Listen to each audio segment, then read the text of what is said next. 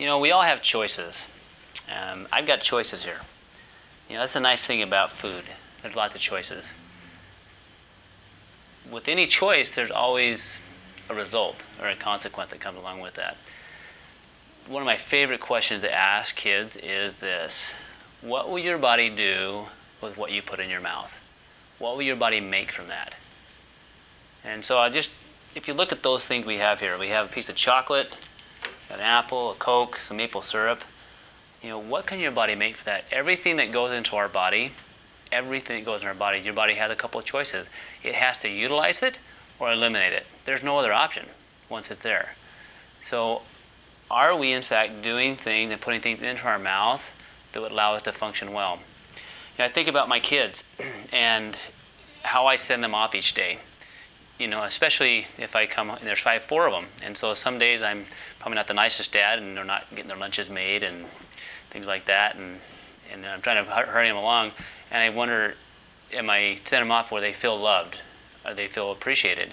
Do they feel safe? Because that's how I'd like them to go off to school.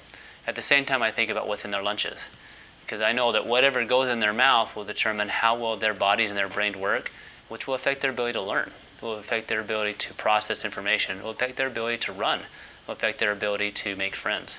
And so with these foods, everything that goes in your mouth either makes you stronger or weaker. Makes you healthier or sicker.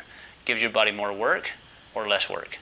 And so just think about what you eat, the part of you. So if you eat a protein, your body can turn it into all sorts of really cool things. It can turn it into hormones. It can turn it into to muscle. Okay. Your body, what can it do with fats? It can make hormones out of those. It can make brain out of that. It can make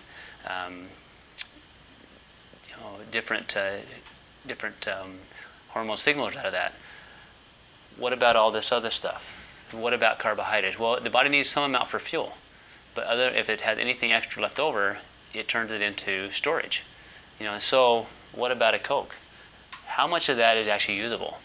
One thing I always loved in talking to different friends of mine is how much Coke they can drink and how little they have to go to the bathroom.